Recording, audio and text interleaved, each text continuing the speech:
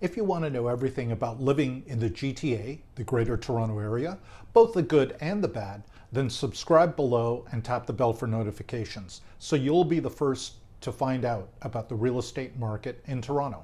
My name is Marco Sobrevinas, broker of GTA Home Living powered by Real Estate Homeward.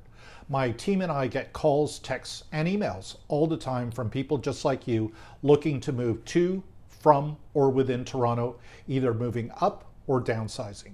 I help people by providing knowledge and education about the true state of the Greater Toronto real estate market. I'm committed to doing this with no hype, no agenda, and no BS.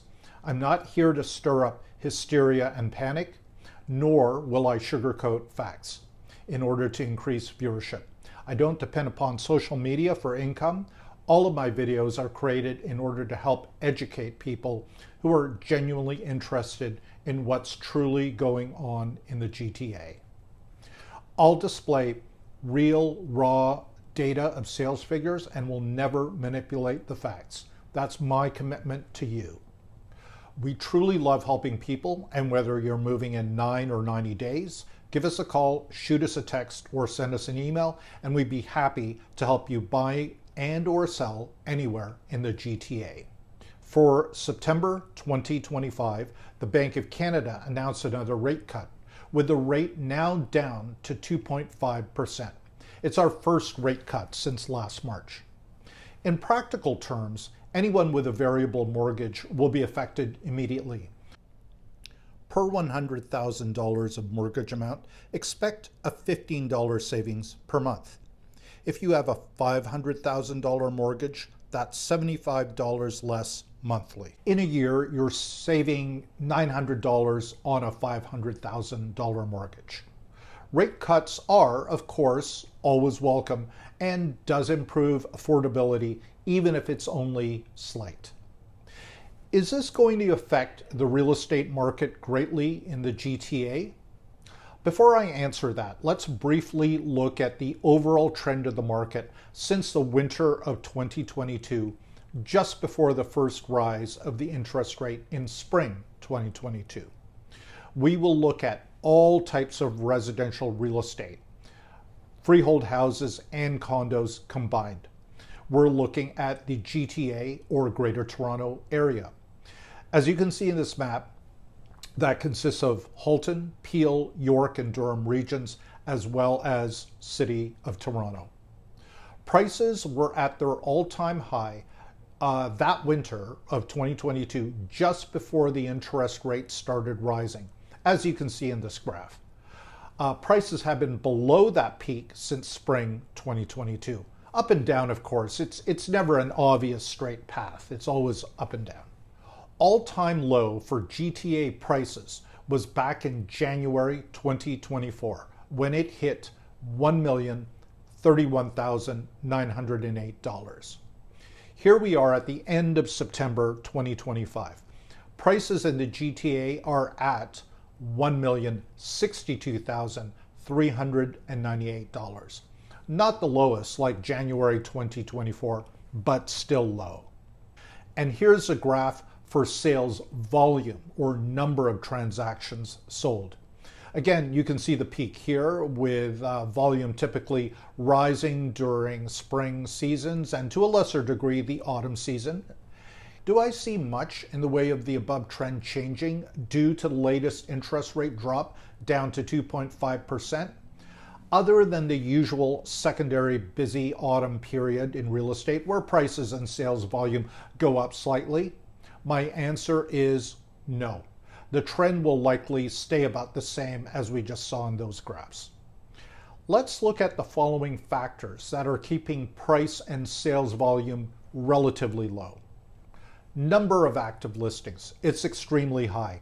We peaked at an astonishing 31,566 active listings in June. It subsided during the past summer, but so far in September, it's climbing back up to over 30,000 active listings again. For context, last year during September, we had 25,000 listings. In 2023, it was 19,000. 2022, 13,000. and half a decade ago in 2020, 17,000 listings. Conversely, here's the sales volume. As you can see, it's quite low. It's economics 101, supply and demand. Supply is very high. Amount of active listings in the GTA are at over 30,000. Demand, or buyers who are actually buying, is low. This will keep the price relatively low. As I said, a drop in the interest rate is always welcome and affects people favorably with a variable mortgage or who choose variable if they're getting a new mortgage. But keep in mind that the fixed rate is more or less the same as last year. I would say the final factor is Trump's ongoing trade war with Canada. Its effect has started to make noticeable impact on our economy. And while some buyers ignore it and move forward, it still stresses out a lot of Canadians. Bottom line, yes, look to see an improvement in sales volume and price this autumn, but I attribute that mostly to the usual annual trend of autumn being the second busiest period of real estate in the GTA. The welcome but small drop in the Bank of Canada rate won't be a major factor this autumn. The extremely high number of listings with the relatively low number of buyers will keep the prices more or less about the same, slightly lower, slightly higher. For buyers, my advice to you is this. When you're ready to buy, go ahead and buy. The world keeps on turning. If you have a desire or need to buy, you found the right property, and it's affordable, go ahead and do it. Simple as that.